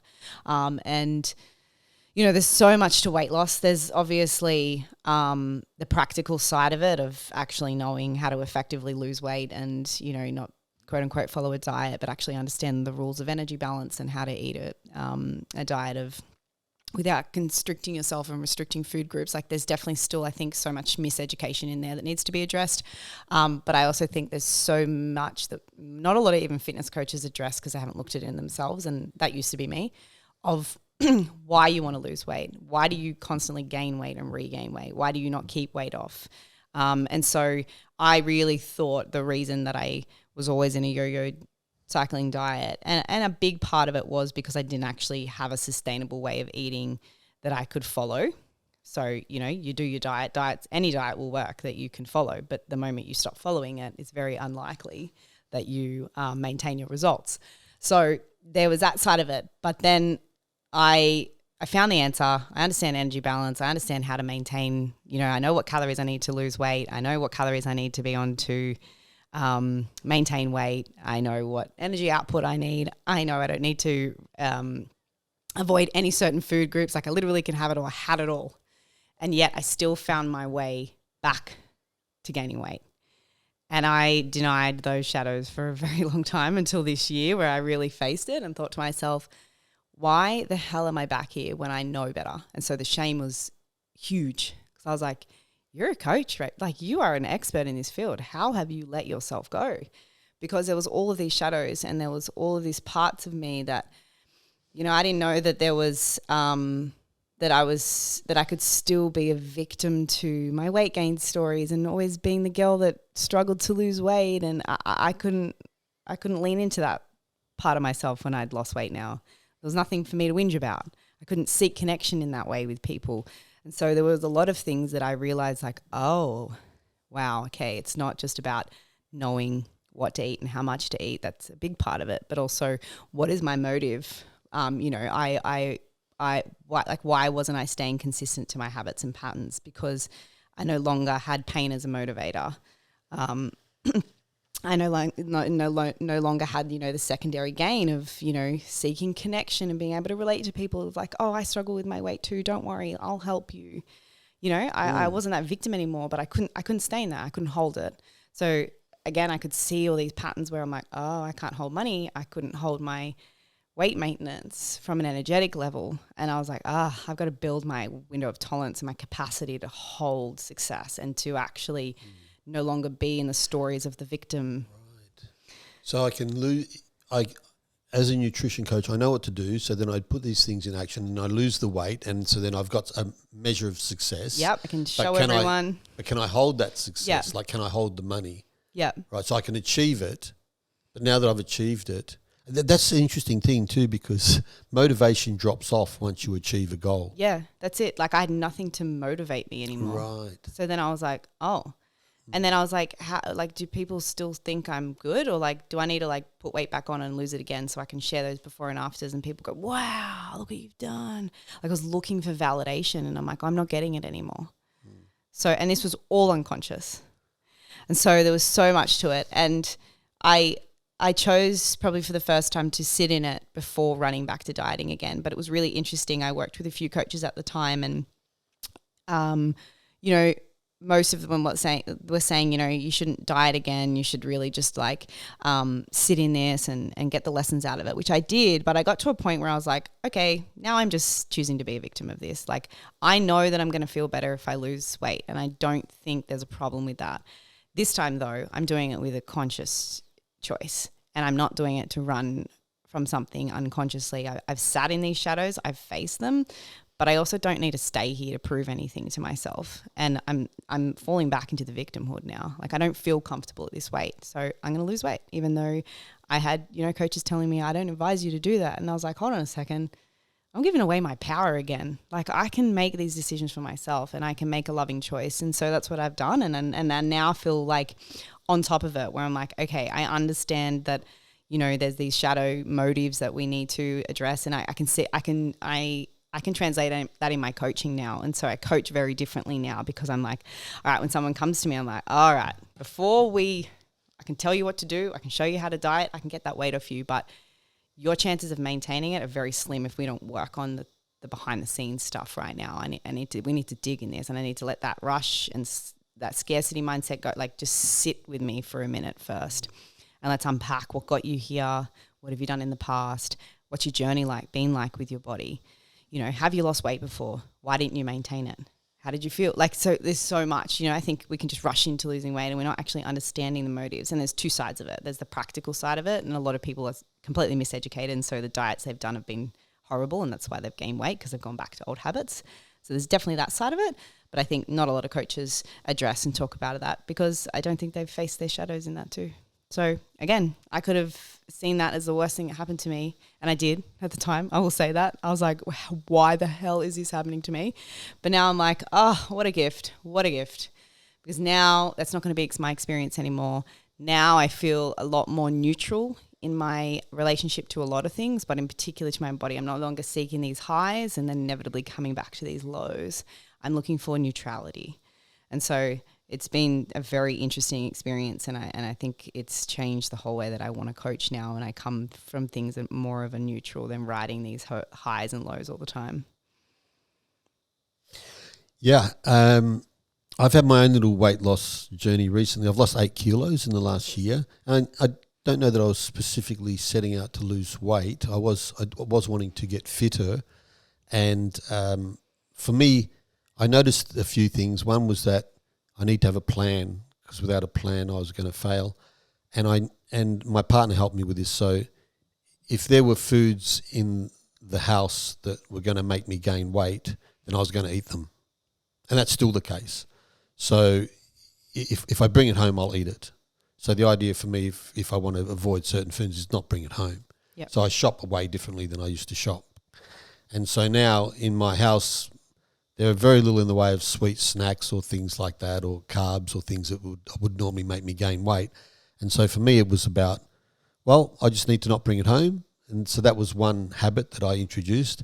And then looking at my motivation. So I kind of have two motivations for getting in shape. One is personal, because, I'm going to be a papa now, and that, I want to be healthy and fit for my child.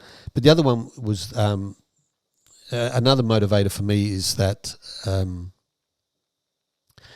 a coach, and I'm in my 60s, and a lot of my clients are men in their 30s, half my age, and I see one of my roles as like a mentor or a role model. And so part of the reason I'm getting in shape is to show younger guys who are maybe out of shape, look, if I can do it at 62, anyone can. You can do it at 30. Yep. So it's also, part of my business brand is that I want to be fit and in good shape. And so when I look at what's my shadow or what's my struggle around weight gain and food, I keep it fairly simple. And for me, it's like, I see people I don't see obesity as a disease or a condition or an illness. I see it as a food addiction. Yeah, well, it's a byproduct as well. Yeah. Yeah, I can't say no to certain foods or to certain volumes of food or whatever it is. I just can't say no. And so it's just a byproduct of an accumulation of certain habits. Yeah, and I don't even see addiction as a disease. No. I see addiction as not being able to say no. So it's just a behavioural thing. Yeah. Like I have a hard time saying no to some things, therefore I become addicted to them. Yeah. And so a lot of the work I'm doing when I'm coaching people is working on their saying no muscle, because their saying no muscle is very weak. Yeah. They say yes to many things and they don't feel that they have the power to be able to say no.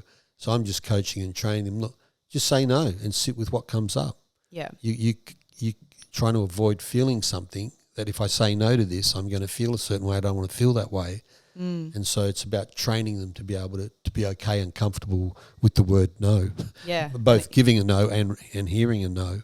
Yeah. And it comes back to that capacity, right? That window of tolerance for discomfort and saying no and holding no. Yeah. And, I think that can be related to food as well. And food is the hardest, I guess, addiction, if you want to call it, to break, because we need it to survive. We literally cannot avoid it. Yeah. So, as much as you can not buy things and you can somewhat control that environment, you can't just like fully turn your head away from food like you can, with alcohol and drugs or whatever. Like you can find yourself surviving without even having to touch it or look at it. Whereas food, you just can't. It has to be.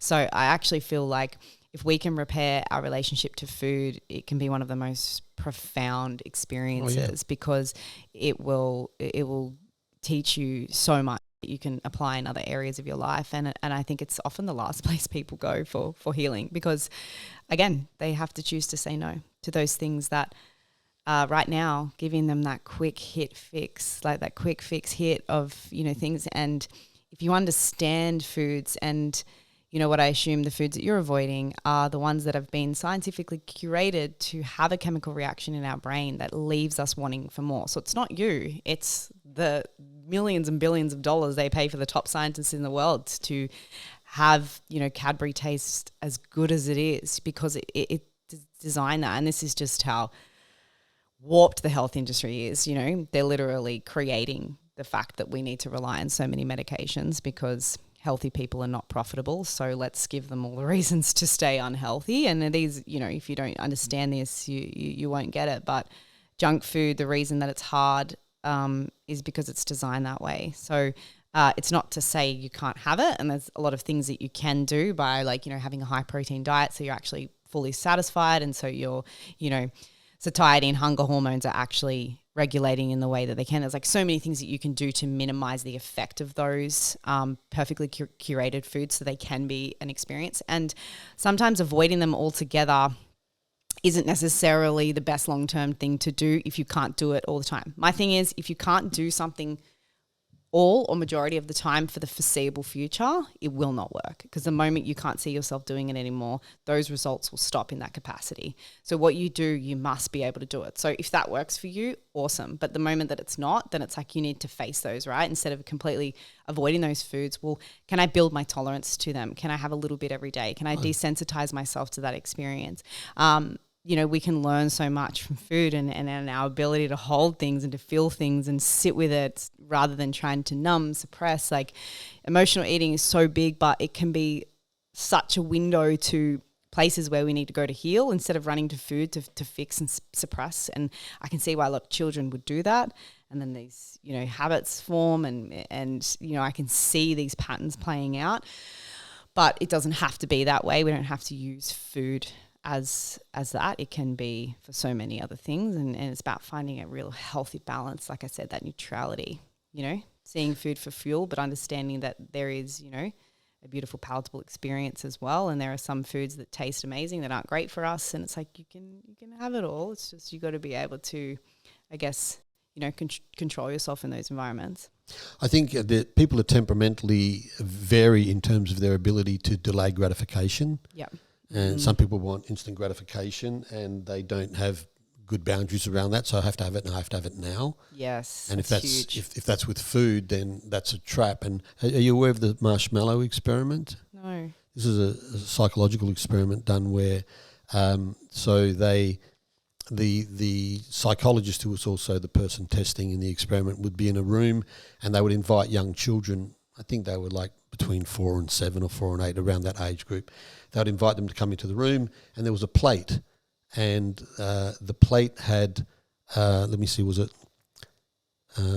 was a marshmallow on the plate, and they would say to the child, I'm going to leave the room, and when I come back, if there's a marshmallow still sitting there, I'll put a second marshmallow there and you can have 2. If I come back and the marshmallow's gone, then you just get 1. That was basically the setup of the design of the experiment.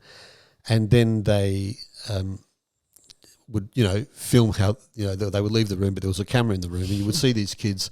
Some would pick up the marshmallow and smell it and like take a little nibble out of it and put it back. And some would just sit there and just look at it, and others would just grab it as soon as they left the room and gobble it up. And, interesting. you know, the children had different, you know, abilities to delay gratification. Yeah. And then some could sit there and waited the whole time, and they came back and got a second marshmallow. And then it was a longitudinal study, so they looked at how these children did over time and, you know, explored them, you know, years down the track. And by the time they hit their 20s and 30s, they re-interviewed some of these children, and they discovered that the ones that were able to delay gratification generally did better in life, went on to go to 100%. School and university and get better jobs, and the ones that weren't able to delay their gratification didn't do as well. Yep. There was more of those that maybe, you know, had addiction issues or got into petty crime or had dropped out of university or down and out. Or so there is this thing about being able to delay gratification that's important. Yep. And then you wonder, well, is that something that can be trained or are you just stuck with that? But I think it can be trained, and that's why when I'm coaching people in being able to say no, that's what I'm teaching them is, look, if you can say no to this, then you're going to be able to say yes to other things. And you can develop that muscle, but you have to be able to say no and sit with what comes up, because we tend to want to avoid uncomfortable feelings. And what happens is if we say no to something, there's this FOMO or fear of missing out, or I'm not going to get what I want, or scarcity, or whatever it is. And I don't want to sit with that and manage that, so I'm just going to do the thing. And this is what's behind addiction. You know, I've worked quite a lot in addiction in my career. And, you know, I don't see addiction as a disease. It's a behavioural thing. You know, I worked at one of the most expensive drug and alcohol treatment centres on the planet, well, the most, here in Byron, the Sanctuary. And they were great at getting people off substances, but they didn't have a good track record for keeping people off. Because people need coaching in how to say no. And I think ideally that's a parent's job. And not all parents are good at that. Some parents overindulge their children, say yes to everything, and maybe that helps setting up that instant gratification. I can definitely see myself wanting to do that, just looking for the quick fix, the quick stop and the quick suppress, but we don't teach them anything right? We don't teach them how to hold discomfort of like having to say no. And I am, one thing I think I do really well is really trying to improve or, expand my kids' relationship to food, and we don't restrict anything in our house in like complete totality.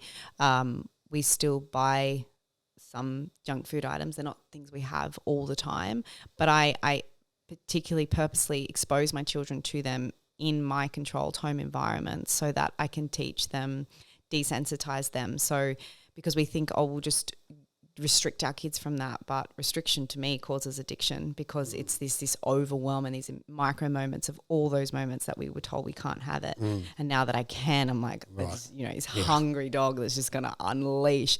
And so, I can see in the ways that my mum, who just literally did her best, tried to do that, because, I suffered, with being overweight as a child, and I can see now a lot of that would have been emotional eating.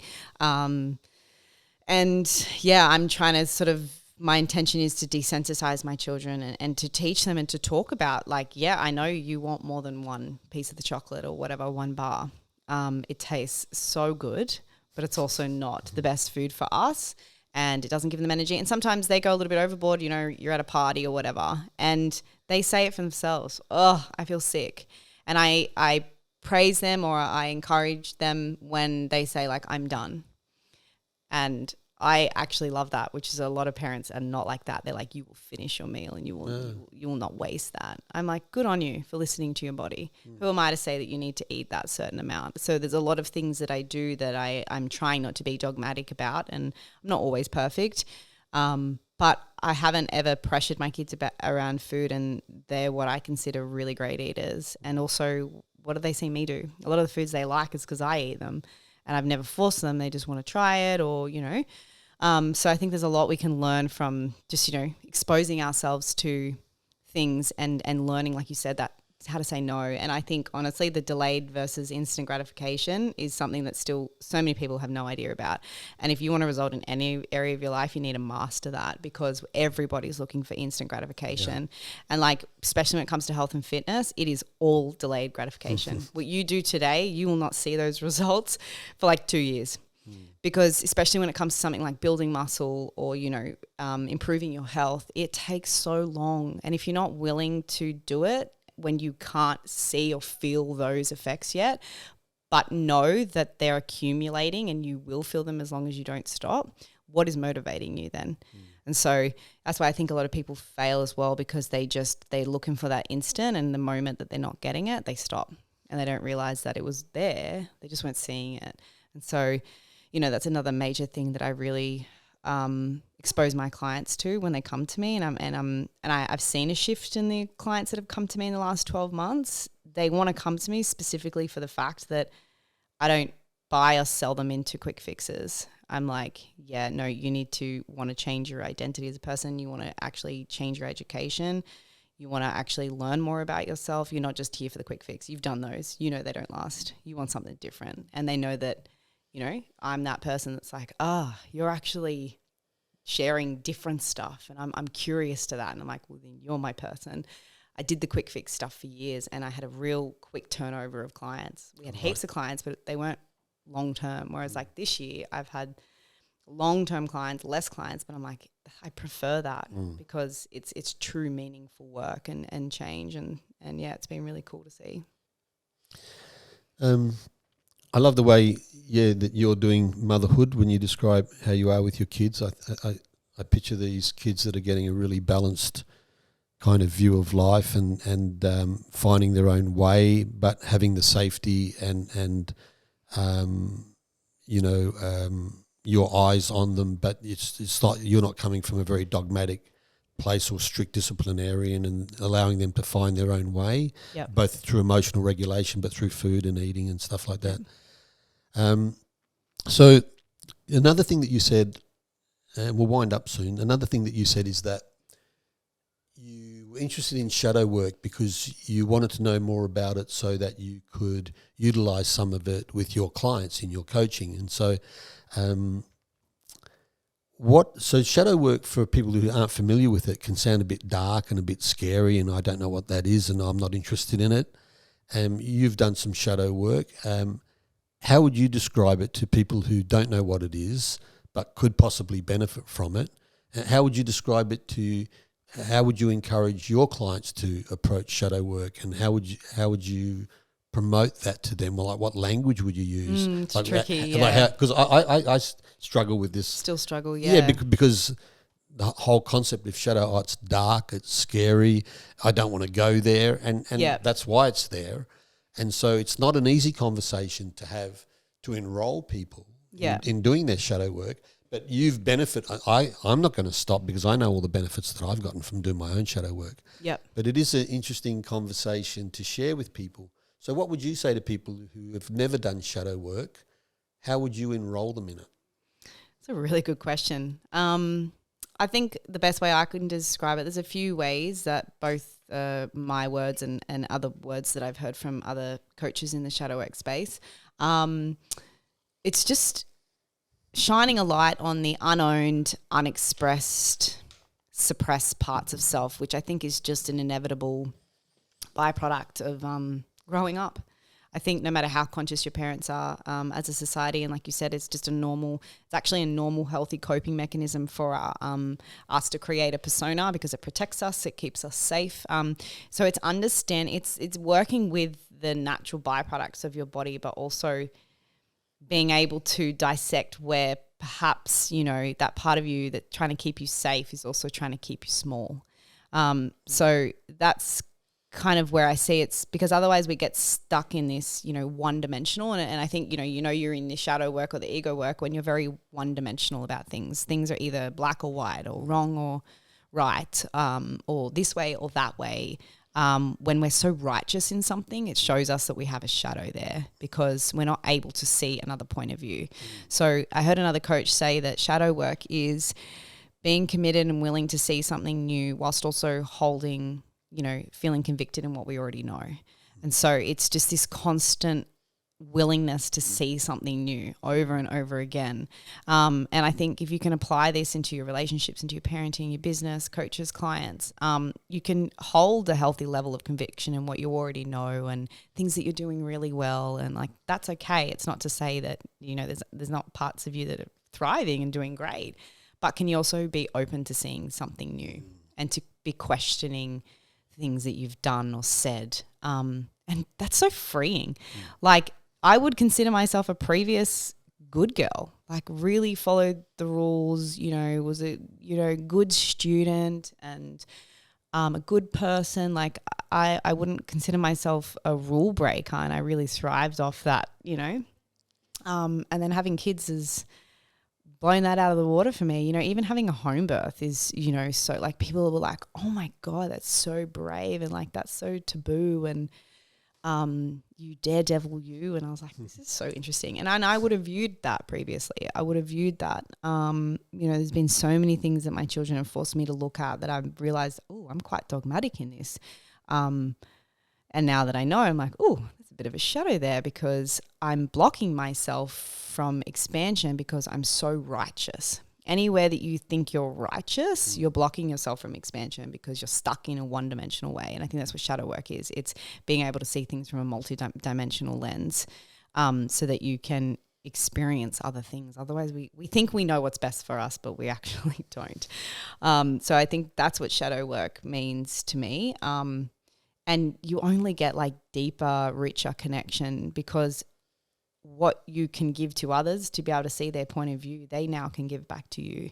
You're not then being met with other righteous people who don't see your point of view. And isn't it interesting that we're like so righteous in our point of view that we think that everyone should see our point of view, but that means that then they would have to let their point of view go, but we're not willing to do that. Mm-hmm. And so that's shadow work, right? It's like, oh, I'm expecting people to do all this stuff that I'm not even prepared to do, right?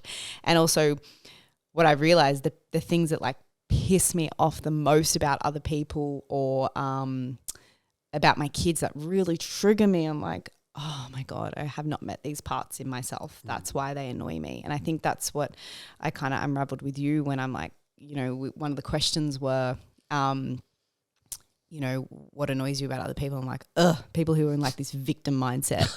And I'm like, lols, all the ways, denying all the ways that I'm still choosing to be a victim. And so it's like, instead of being righteous in like, those kinds of people really annoy me, it's like, ooh, you actually are that kind of person. You just haven't faced that. It's in your shadow. And where people can go wrong in shadow work is staying in the shame when they realize a shadow. And they're like, oh my God, how have I not seen this before? Oh my God, I can't believe that I've told myself I'm an honest person, but I've been lying in this way all along. And like, oh my God, oh my God, oh my God. And they just stay in there and they just use shame as a distraction. And it's like, okay, can you just see it from an observational lens and not make it about yourself? Like, you just become self-obsessed and just more shadow. Yeah, you just beating themselves like up. The shadow loves that. It's like, let's just stay here, because then you're not going to transcend through that shadow. So I think it's just that willingness to see things in yourself that perhaps you haven't seen or you've judged others for. I can tell that I've got shadows when I'm super judgmental of others and I'm critical. That's telling me that there's, you know, unmet, unexpressed things in myself that I haven't looked at. So once you know it and then you can use it, you can use this information and you can fast track your healing and your expansion. And you can also just love and accept more people and be more accepted and loved by others, because, you know, then you're meeting people and you're putting yourself in spaces where other people see and acknowledge their own shadows and they're not judging you anymore. And it's like, we all actually get to just see ourselves for more of who we are, and we get to experience ourselves for more as who we are. And it's actually just so beautiful, and yet, you know, people don't want to step into shadow work. So hopefully that helps people who are like, what is shadow work? I don't want to do this dark stuff. It's not actually dark. No. You just got to be willing to not take it so personal and just understand it's a normal byproduct of growing up and trying to adapt and fit. If we don't fit into society, we are a threat of our survival. So if we look back into the tribes, if we don't belong in the tribes, they're going to abandon us. So of course we're going to create a persona. We're going to create a way of doing things and to be accepted, until we grow up and realize, like, hold on a second, is that actually what I want to continue to do? Is there another way of doing things and, you know, being? And that's going to look different for everyone. You know, it's normal for us to come to a time to be like, oh my God, I haven't realized I've been engaging all these behaviors and blaming other people when it was actually me. And like, that's okay. You don't have to make it personal. Just understand it was a byproduct. And now you get to do something different about it. Awesome.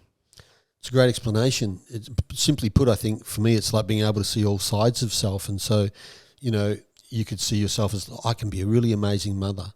Yeah. And in the next breath you can say, you know, I can be pretty lame as well. Yes, that's another thing that you told me, that like, instead of saying I am this, it's like I can be, and I can also can be. And I'm like, okay, I can be extremely consistent, organized, type A personality. I can be high functioning, and I can also be super lazy. I can be unmotivated. I can be spiteful. I can be judgmental. I can compare myself to others. I can be jealous. Like, I can be all those things, and I'm not any of them. Yeah. I just can be them sometimes. And that's okay. And I can even love and accept those parts of self. Yeah. And rather than reject them. And I can be an awesome coach, and I can be an ineffective and lazy coach. I can be a crap coach. Yeah. Yeah.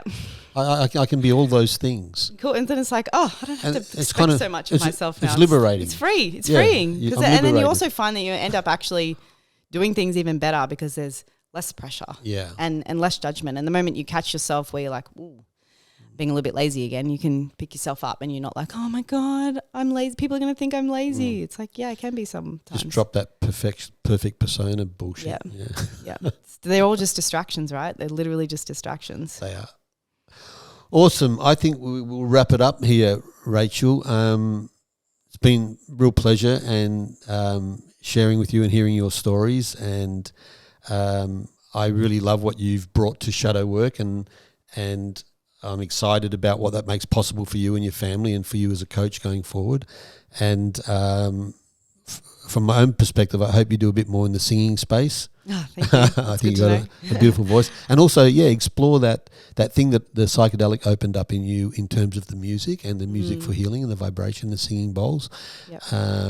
Maybe explore that a little further, because, oh my God, I've been in some ceremonies where the sound, like there's nothing better than being in a psychedelic ceremony where the sound is creating the visions. Yeah, it's and the so visions cool. are so amazing. The combination would be just like, it is. I know it. It's just mind blowing. So beautiful. Okay, it's been great having you on. Thank you for coming all this way and giving up half your day for this. And thank you so much. All Thank right. you. It's been awesome. Awesome.